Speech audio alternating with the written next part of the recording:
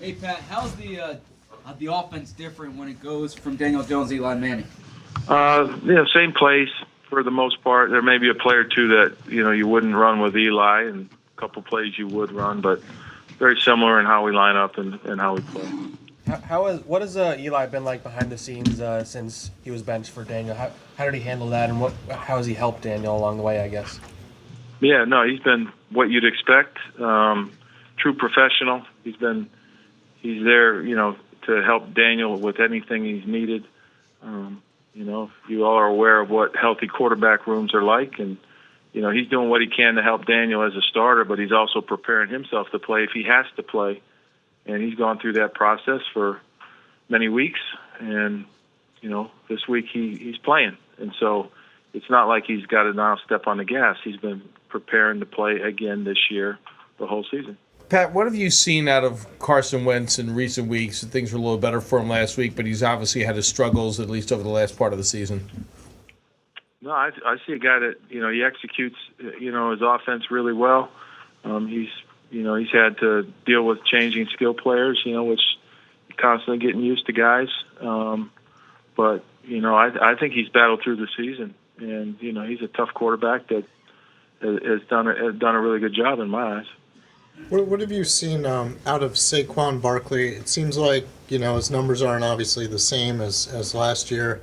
I know he had the high ankle sprain and everything, but I mean, where do you see his progression, I guess?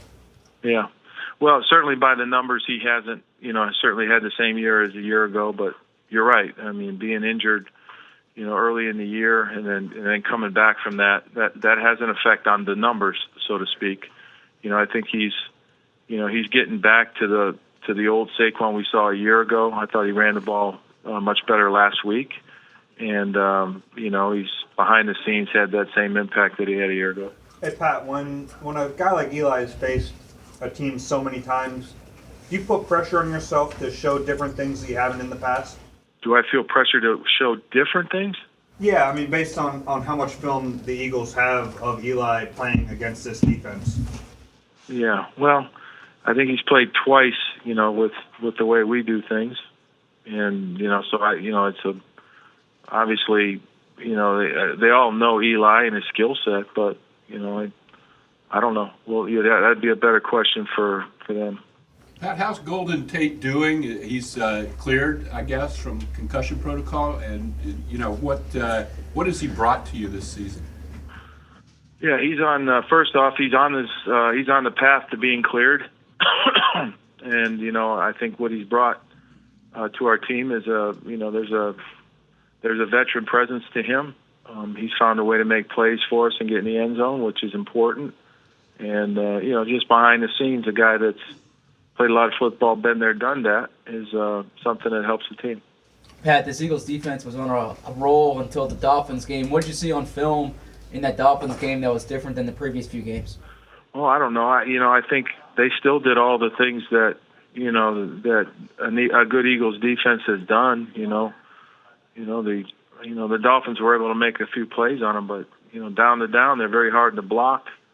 I think they do a really good job in coverage, and when you get in those longer yardage third down situations, they're dangerous in terms of protecting the passer. Pat, with the losing streak with this team, what's it been like for you and the coaching staff each week to get the right message across to the players? Well, the message every week is to put an effort on the field to win, and certainly we've had our challenges this year. Certainly not good enough, and I get that. This is, you're in this thing to win it each week. But we're developing a lot of young players, and they got to figure it out fast. All right. Thanks, Pat. Thank you, Pat. Good to All talk right, to guys. you. Take care. Good talking to you. So you obviously have a history with Miles, and you knew him before he started playing a lot at Penn State. Was there a moment when you guys were at Penn State where you realized that he was going to be a pretty good player? Just when he first touched campus, just the little things like drills we would do, 7-on-7s, the way he was able to catch the ball. You knew from the get-go, from the start, that he was going to be a tremendous player. And obviously, it probably didn't go how he would like, and he had to wait a little longer for his college career to get started. But with that year he had, that first year he had where he was the main back and the starting back. He did a great job and got him to the position where he want to be.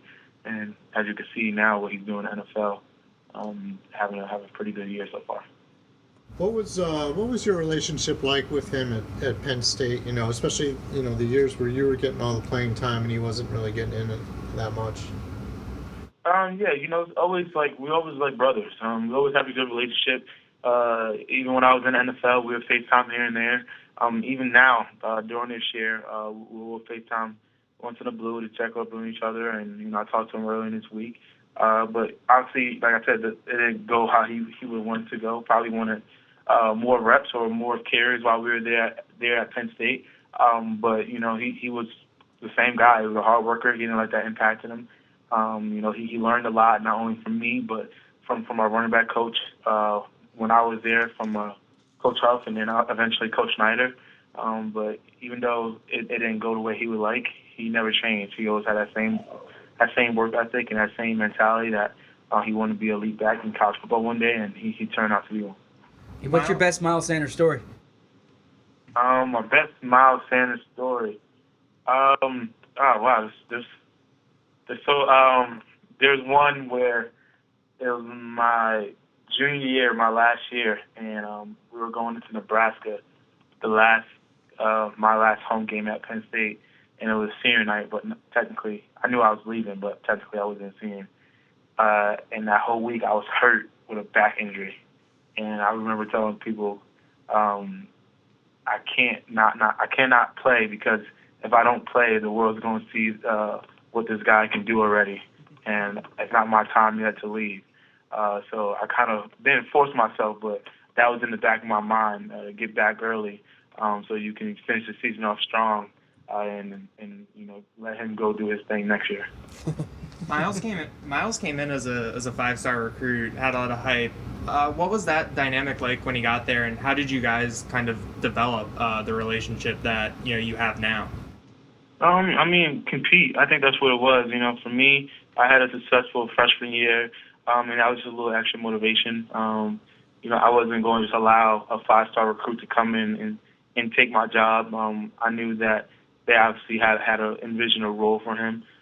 So we just competed the whole time, but in a friendly way. I remember we were out there doing sprints one time after a workout, just me and him, just working on speed and working on sprints, going against each other, just doing little things. Even though there's always a competition to be that starting back and be that back, it was always out of love, and I think just the respect that we have for each other's talent is what made our friendship grow so much stronger. And so you talk about competition. Is this your first time on opposite sides, or were there spring games or scrimmages where you were on the opposite sides? First time opposite sides. We played in PA, but he was in Pittsburgh, West Coast, and I was in the East Coast, and both our teams never made the state, so we never got to play each other in college either. So this would be the first time where we go up against each other. Saquon, you've come from a winning program at Penn State to a team that hasn't had a lot of wins the last 2 years. How difficult has that been, and how do you handle that frustration? I think these are the times where you learn who you are and learn about the people who are around you. And it's easy to come to work when you're 10-2 or when everything's going right and you having this amount of 100-yard games and you're doing this and that and third and everyone's talking about you. It's easy to come to work and do that. But who are you when you have adversity? And that's something that I think we're going through right now, a little adversity. And but I'm a firm believer that once we continue to have the right mindset and continue to work, and once we turn this thing around, this is going to be the reason why we are going to be able to become a great team again. And so that FaceTime call with Miles earlier this week, what did you guys discuss? Was there friendly banter about this week's game? No, it was just kind of just check up on each other. How you doing? How's your body feeling? Obviously the jersey swap definitely that's definitely going to have to go down. But yeah, nothing that checking on how's the family do. We get some time on I think we play Monday, so we get some time on like a Sunday. I think if we go to Philly, we're going to Philly? Sunday? Yeah, so usually, no, not like the game. I mean, like, because Philly's right there, so I don't know if we're staying in a hotel or Jersey driving down. But like, so since we're going to Philly, probably like catch up, get some food with his family, and with a couple of like Grant, who else was one of our teammates. But that's all we really discussed. What's it like taking snaps again with Eli Manning? He started the first 2 games and it looked like it'd be pure Daniel Jones. What's that like again with him back out there? It's great to have him back out there just because he's so well respected. He's a legend. He's a living legend. He's a future Hall of Famer, and he sees the field so well. He knows the game so well, and just out there and be able to can go out and compete for him at a high level is something that you always want to do, and you don't know how many more there's going to be. So hopefully we'll be able to send him off on the right note. How has this season been for you personally? I mean, I know you had the ankle injury earlier in the year, and your numbers obviously aren't what they were last year and everything. But like, do you feel like you're finally over that and you're hitting your stride going into the final month? Yeah, I feel like I've been over it, to be completely honest. Especially after the bye week. After the bye week, there's no more excuses. I've been saying that there's no more excuses. My ankle's not an excuse. It's obviously the season's not going the way I want to go, but I've said before, the great ones figure it out, and I want to be great, so I got to figure it out. And I think every week, ever since that bye week, I've been getting better and better. Coming on the last home stretch of the season, try to finish off the season, win every game, but you got to focus on Philly on Monday night first.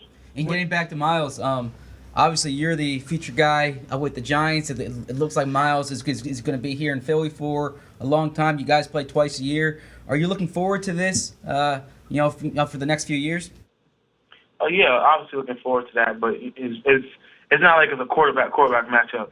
Running back against running back matchups. A lot of things indicates who has the better game. So I'm not too focused on outrushing Miles. He's one of my really good friends. I wish nothing but the best for him and just a healthy game and a healthy rest of the season and the rest of the career. And my main focus is going out there and just trying to do whatever I can to help my team win some games. What do you think it'll mean for Penn State to have 2 starting running backs on opposite sides on Monday Night Football? What do you think that means to that school? As far as school, I mean, that just shows you where we are. Before when I got there, my first year going 7-6, and then now being one of the top programs in the school again, and having 2 running backs in NFL and playing on a Monday night from the same school. Just shows you where we're going to and where we're training as a program, and I hope young running backs take notice to it. That you could see 2, the last year rookie of the year, and a guy who's been playing at a rookie as a caliber as a rookie year this year. Also 2 over there in Philly. You can see where we both came from and where we're kind of started. So you could, like I said, hopefully young backs can take notice to that and want to go to a program where they produce running backs, but not only produce running backs, you go to have a better chance, not just with football, but with jobs, with life, and I do believe Penn State does that. You had a lot of success against the Eagles last season. How much can you take away from that going into Monday? I mean, this you can go and watch film, and I already did that. Watch the last year games against them, and see where I had success and see where I didn't. But at the end of the day, it's a different team. Not a different team, but it's a new season. So teams gonna attack you in different ways. So I don't get too caught up in I had a good game or 2 good games against them last year. I'm just focused on trying to have a good game against them this year to help my team win. Thanks, Thank you, Saquon. Thank you, Saquon. Appreciate y'all. Take care.